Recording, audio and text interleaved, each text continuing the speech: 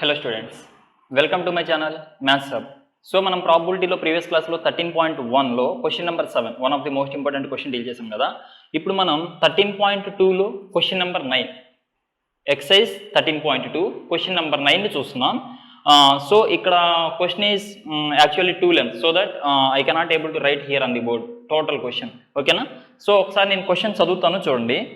A lot of 20 bulbs contain 4 defective ones. అంటే ఒక బాక్స్లో మొత్తం ఒక 20 బల్బ్స్ ఉన్నాయి. ఓకేనా? ఒక బ్యాగ్లో మొత్తం 20 బల్బ్స్ ఉన్నాయి. ఆ 20 బల్బ్స్లో ఒక 4 ఏమంటున్నాడు అంటే డిఫెక్టివ్ బల్బ్స్ అంటున్నాడు. అంటే డిఫెక్టివ్ బల్బ్స్ అంటే మీనింగ్ ఏంటంటే ఆ బల్బ్స్ బాగలేదు అని, అంటే something damage is there for that 4 bulbs. ఓకేనా? 4 బల్బులు మాత్రం డ్యామేజ్లో ఉన్నాయని చెప్తున్నాడు అవుట్ ఆఫ్ 20లో. ఇప్పుడు క్వశ్చన్ చాలా చాలా ఇంపార్టెంట్, జాగ్రత్తగా వినండి. వాడు అడిగిన ఫస్ట్ బిట్ ఏంటంటే probability of getting defective bulb. First బ్యాగ్లో ఏమైందంటే ఒక 20 బల్బ్స్ పెట్టాను. ఓకేనా? ఆ 20 బల్బ్స్ నేనేం చేశానంటే మామూలుగా తీసేసి మొత్తం 20 దాంట్లో పెట్టేసి అయిపోయింది. ఆ 20 బల్బ్స్లో ఏమైందంటే ఒక 4 బల్బ్స్ ఏమైనాయంటే డిఫెక్ట్, అంటే బాగలేదు, అంటే డ్యామేజ్గా ఉన్నాయి. అంటే రిమైనింగ్ ఇంకా ఎన్ని బల్బ్స్ దాంట్లో గుడ్ వన్ ఈజ్ దేర్, ఇంకా ఎన్ని ఉంటాయి, మంచి బల్బులు ఎన్ని ఉన్నాయి దాంట్లో అంటే 16 బల్బ్స్ ఉంటాయి. ఓకేనా? యాక్చువల్గా ఈ క్యాలిక్యులేషన్ అందరికీ తెలుసు కదా. 4 బల్బ్స్ డ్యామేజ్లో ఉన్నాయంటే అవుట్ ఆఫ్ 20లో ఇంకా రిమైనింగ్ 16 బల్బ్సే కదా ఉండేది. సో ఫస్ట్ క్వశ్చన్ ఏంటంటే probability of getting defective bulbs, అంటే దాంట్లో బాగుండని బల్బ్స్ తీసేటువంటి ప్రాబబిలిటీ ఎంత అయిపోయింది first bit. Bit number 2 probability of getting not defective bulb. Probability of getting not defective bulb, defective bulb కాకుండా ఉండేటువంటి ప్రాబబిలిటీ ఎంత. అయితే ఇక్కడ చిన్న చేంజ్ ఏం చేశాడంటే, మీరు ఒకసారి క్వశ్చన్ని క్లారిటీగా చదవండి. ఎక్సైజ్ 13.2లో క్వశ్చన్ నెంబర్ 9 ఒకసారి మీరు టెక్స్ట్ బుక్లో చదివితే మీకు క్లారిటీ వస్తుంది. ఈ సెకండ్ కేస్ క్వశ్చన్ అడిగినప్పుడు వాడు ఏం చెప్పాడంటే, in case A bulb is drawn which is not defective in the case 1. అంటే ఫస్ట్ కేసులో ఏం జరిగిందంటే ఒక బల్బుని బయటకు తీసేసాం. తీసిన తర్వాత ఏం చేశాను, నేను దాన్ని పక్కన పెట్టేశాను. యాక్చువల్గా ఫస్ట్ కేసులో వాడు అడిగింది ఏంటి, నాట్ డిఫెక్టివ్ అన్నాడు. ఓకేనా?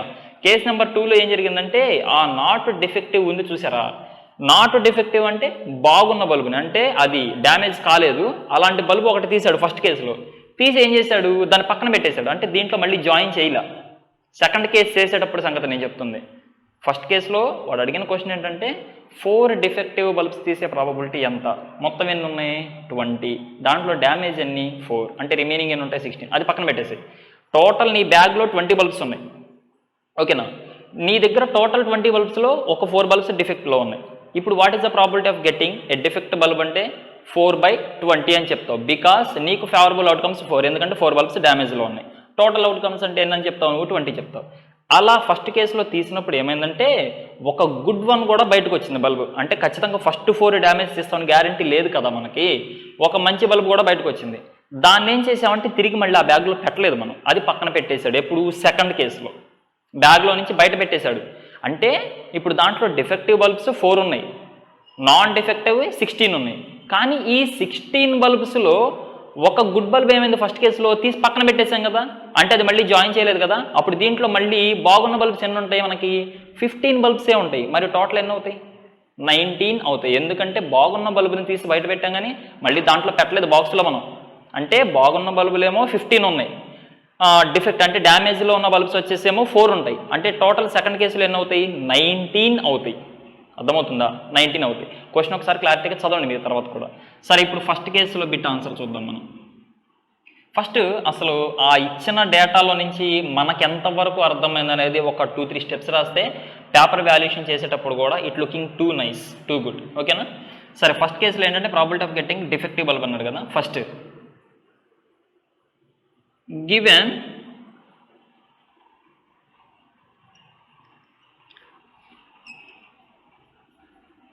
టోటల్ నంబర్ ఆఫ్ బల్బ్స్, మొత్తం బల్బ్స్ ఎన్ని ఇచ్చాడు మనకి 20. మొత్తం బల్బ్స్ ఎన్ని ఇచ్చాడంటే 20 బల్బ్స్ ఇచ్చాడు. Number of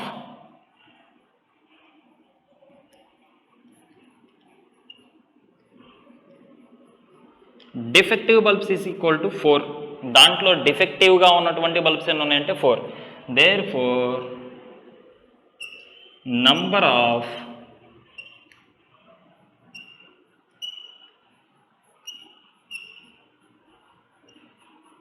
non-defective bulbs is equal to 20 minus 4 which is equal to 16. అర్థమైంది కదా. మొత్తం బల్బ్స్ ఎన్ని ఇచ్చాడు అంటే 20 బల్బ్స్ ఇచ్చాడు. దాంట్లో డిఫెక్టివ్ బల్బ్స్ ఏంటంటే 4 బల్బ్స్. పోతే నాన్ డిఫెక్టివ్ బల్బ్స్ ఎన్ని ఉంటాయి అంటే డ్యామేజ్ అయినవి 4 తీసేస్తే రిమైనింగ్ ఎన్ని ఉంటాయి అంటే మనకి 16 ఉంటాయి. ఫస్ట్ కేసు ఏంటి, probability of getting defective bulb అన్నాడు కదా. Therefore P of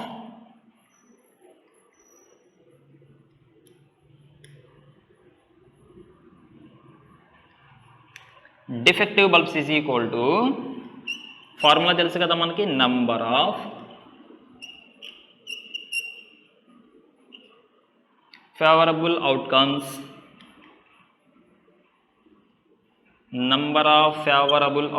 by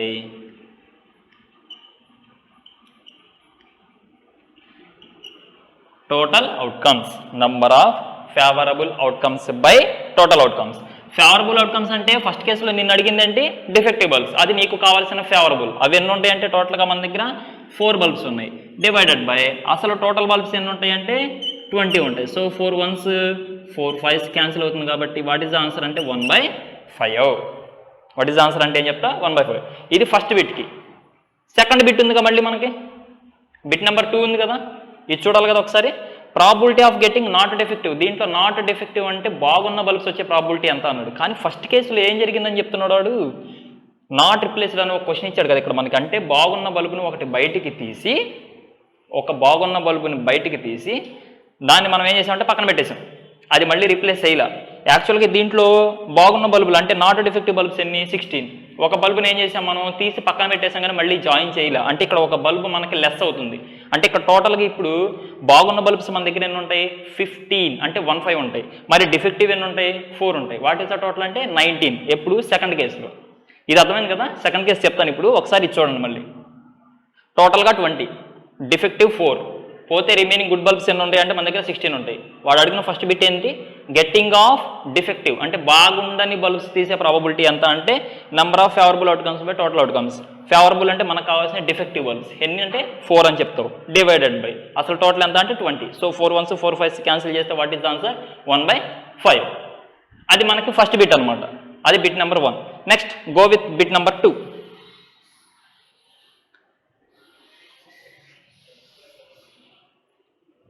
Bit number 2.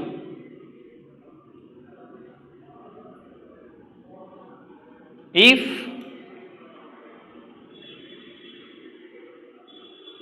one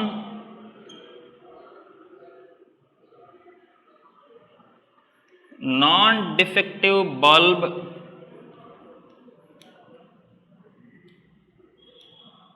is drawn and not replaced,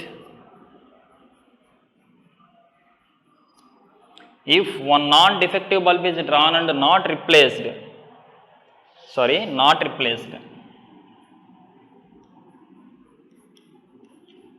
అంటే నాన్ డిఫెక్టివ్ బల్బ్ ఒకటి తీసేసి మళ్ళీ దాన్ని రిప్లేస్ చేయట్లేదు ఆ బ్యాగ్లోకి,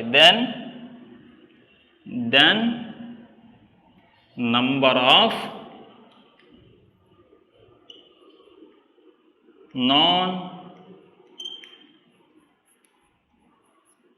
non defective bulbs is equal to, non defective bulbs ఎన్ని ఉంటాయి అప్పుడు మనకి, యాక్చువల్గా ఫస్ట్ కేసులో 16 ఉండాలి కదా, ఒకటి తీసేసాం కానీ రిప్లేస్ చేయట్లేదు అంటే ఎన్ని అవుతాయి అప్పుడు అవి 15. ఏంటివి non defective, number of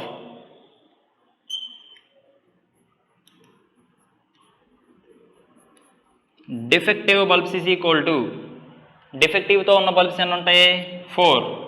so total outcomes is equal to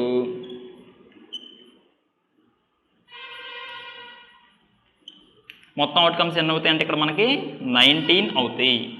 second కేసులో వాడండి probability of getting not defective bulb అంటే బాగున్న బల్బ్సే కావాలి. ఎన్ని పాసిబిలిటీస్ ఉంటాయి టోటల్గా బాగున్న బల్బులు అంటే నాన్ డిఫెక్టివ్ బల్బ్స్ తీసే పాసిబిలిటీస్ ఎన్ని ఉంటాయి 15, కానీ టోటల్గా బ్యాగ్లో ఎన్ని ఉంటాయి 19. కాబట్టి మనం ఏం చెప్తాం 15/19 అని చెప్తాం. అలా డైరెక్ట్గా రాకుండా ఫార్ములా కంపల్సరీ రాయాలి. Therefore P of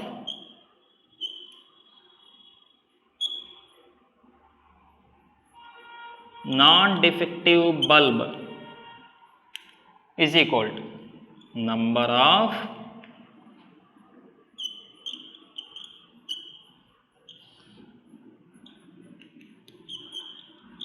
favorable outcomes by total outcomes.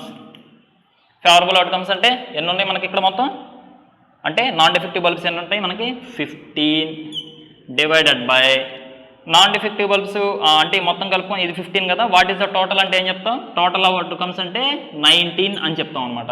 ఎందుకంటే ఒక బల్బు మనం తీసేసాం కానీ నాట్ రిప్లేస్డ్ అన్నాగా బాగున్న బల్బుని, అందుకని 15/19 అవుతుంది. అర్థమైంది కదా. సో ఈ క్వశ్చన్ ఇంకొకసారి ప్రాక్టీస్ చేయండి, one of the most important question. So ఈ ఛానల్ మీకు నచ్చినట్లయితే లైక్ చేయండి, షేర్ చేయండి, అలాగే సబ్స్క్రైబ్ చేయండి. Thank you.